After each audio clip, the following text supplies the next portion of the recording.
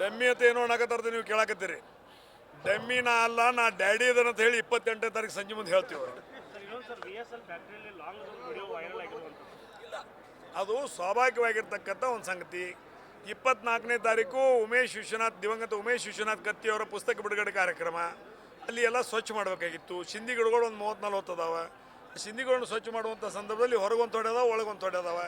ಸಿಂಧಿ ಗಿಡ ಸ್ವಚ್ಛ ಮಾಡ್ಕೊಂಡು ಒಳಗೆ ಬರ್ಬೋದು ಹಿಡ್ಕೊಂಬಂದ್ರು. ಅದನ್ನ ಯಾರೋ ವೀಡಿಯೋ ಮಾಡಿ ಬಿಟ್ಟಿದ್ದಾರೆ. ಆಮೇಲೆ ಅದಕ್ಕೆ ಸಂಬಂಧಪಟ್ಟಂಥ ಅಧಿಕಾರಿಗಳು ನನ್ನ ಗಮನಕ್ಕೆ ತಂದರು. ಆಮೇಲೆ ಸಂಬಂಧಪಟ್ಟವ್ರನ್ನ ಅವ್ರ ಗಮನಕ್ಕೆ ಕಳಿಸಿದ್ನಿ. ವಸ್ತುಸ್ಥಿತಿಯನ್ನು ಅರ್ಥ ನಂತರ ಅಧಿಕಾರಿಗಳು ಅವ್ರಿಗೇನು ಕಾಯ್ದೆಶೀರಿ ಏನು ಕ್ರಮ ತೊಗೋಬೇಕು ಅಂತ ತೊಗೊಂಡಾರ.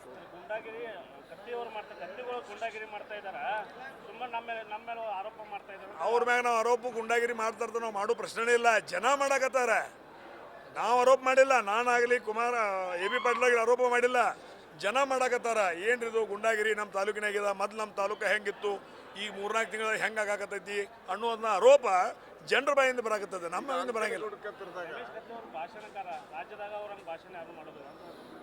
ಅವ್ರಿಗೆ ಥ್ಯಾಂಕ್ಸ್ ಹೇಳ್ತಾನೆ. ನನ್ನ ಹೊಗಳಿದ್ದಕ್ಕೆ ಅವ್ರಿಗೆ ತುಂಬ ಥ್ಯಾಂಕ್ಸ್ ಹೇಳ್ತಾನೆ.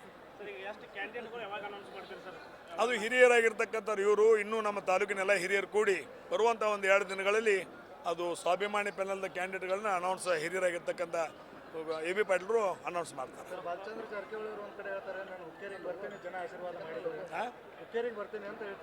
ಸ್ವಾಗತ ಬರೋರಿಗೆ ಎಲ್ಲರೂ ಸ್ವಾಗತ ಮಾಡ್ತೀವಿ ನಾವು. ಹುಕ್ಕೇರಿ ಜನ ಯಾರಿಗೆ ಇವತ್ತಿನ ದಿವಸ ಅತಿಥಿ ದೇವೋ ಭವ, ಯಾರು ಬರ್ತಾರೋ ಅವ್ರನ್ನ ದೇವರಂಗ ನಾವು ಒಳಗೆ ಕರ್ಕೊಳ್ತೀವಿ. ಅದು ನಾವು ಅವ್ರನ್ನ ಸ್ವಾಗತ ಮಾಡ್ತೀವಿ. ನಾವು ಅದ್ರ ಬಗ್ಗೆ ಎರಡು ಮಾತಾಡೋಂಗಿಲ್ಲ. ಸರ್ 2004ರಲ್ಲಿ ಚುನಾವಣೆ ಆಗಿತ್ತು, ಅದ್ರ ಬಳಿಕ ಯಾವುದೇ ರೀತಿ ಚುನಾವಣೆ ಆಗಿರಲಿಲ್ಲ. ಈ ಚುನಾವಣೆಗೆ ಏನು ಕಾರಣ ಅಂತ ದಿವಂಗತ ಉಮೇಶನ ಕತ್ತಿ ಅವರ ಗ್ಯಾಪನ್ನು ಅವರು ಅದರ ಗ್ಯಾಪನ್ನು ಉಪಯೋಗ ಮಾಡ್ಕೊಳ್ಳೋಂಥ ಪ್ರಯತ್ನ ಮಾಡಿದಾರೋ ಅಂತ ನನಗೆ ಅನಿಸ್ತದೆ.